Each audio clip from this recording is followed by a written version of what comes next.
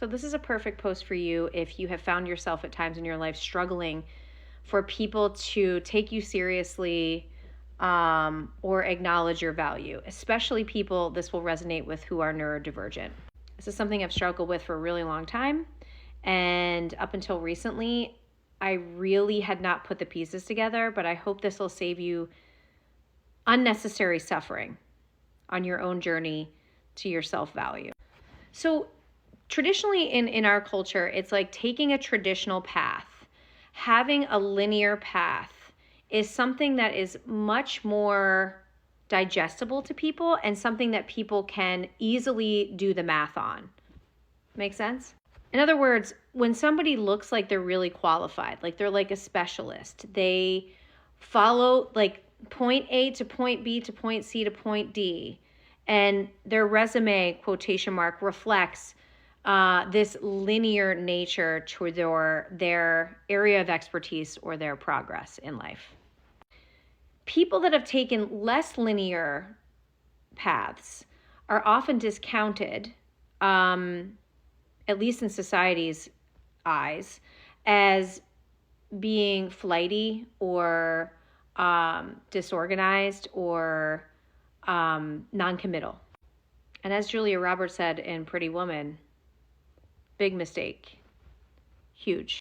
And like I said, this is especially important for my neurodivergent people, specifically my multi-potentialite, people that have different aspects of how they got to a very specific level of understanding in an area of expertise that they are now embodying.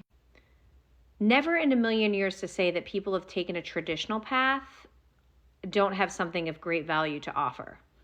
Surgeons, for example, people that work in a very specialized engineering way, architects, people that build foundations of buildings. Really good to be a specialist in that. But there are other aspects of life I find being a specialist to be kind of limiting. Somebody the other day asked me my pedagogy, and truthfully I had to look up what that word meant. And she asked me after our first session together how the fuck I knew what I knew and how I was able to get to the answer so quickly. And the inconvenient truth is because I was a fucking bartender. You better be able to read people really fucking fast when you're serving them alcohol after a hard day. But if I was going to put that on a resume as a professional, that would be discounted. It wouldn't be valued. It'd be seen as a liability.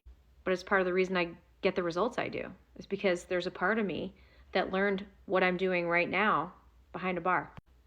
After I ended that part of my career, I then went back to school and I studied exercise science.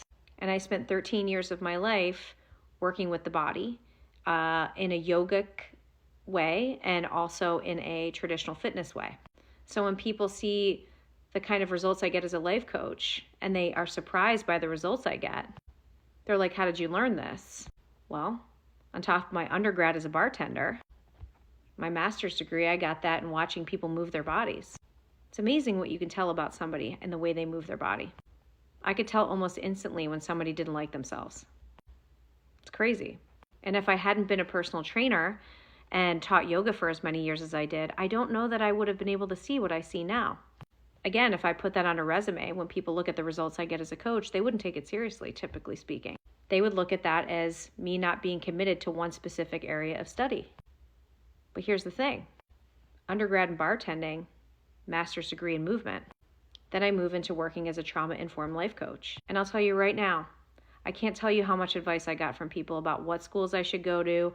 I should go into cognitive behavioral therapy. I should go get this fancy like coaching certification. And believe me, I have coaching certifications. I have multiple. But these more traditional fancy ones, the ones that people take seriously, that have credibility, not one single aspect of that resonated with me. Instead of taking the path people said I should take that would get me noticed in a linear way, I went towards the certifications that resonated with me and the teachers that resonated with me. The proof is in the receipts. I can get results for people in 2 sessions, would take them sometimes 5 or 6 years to get to in therapy because of my non-linear pedagogy. So here's what I have to say to you. If you've also taken a non-traditional, non-linear path, it's easy to look outside in the world, compare yourself to people that have a bunch of qualifications, credentials, and specialties in one specific area of life. And that's awesome, but it also doesn't mean that you don't have a lot to offer the world. I've quadrupled my business in the past 3 years, mostly because I stopped listening to people try to give me directions to places they had not been and would not go. I had to learn how to value myself, and I had to learn how to value my nonlinear education in the school of life. Now, when I look outside of myself to validate that, I often am met with a lot of confusion. It's kind of like when a person saw me training somebody outside and I told him what I did, and he said, "Oh, you're a personal trainer? That's cute. Maybe you should get a real job like a physical therapist." Universe works in crazy ways. She loves to send teachers that poke at our wounds in a way that we have to lift a hood on them and pay attention to them. Here's the truth about how I quadrupled my business. I had to double down on believing in my own value. I had to stop waiting for people to say it to me or validate it for me. I had to trust my gut, my instincts. And when I look back at my resume of life, it's damn impressive, which is why I get the results I do. The only thing I had to do to really step into that was begin to believe it. If you have something of value to offer the world, you're doing us a vast disservice by not serving us, by not stepping into it, by not claiming it, by not owning it. You don't need another certification. You don't need some fancy qualification. You need to have the balls to believe in yourself. It's probably one of the most powerful investments I've ever made is to invest in that. And the dividends keep on coming.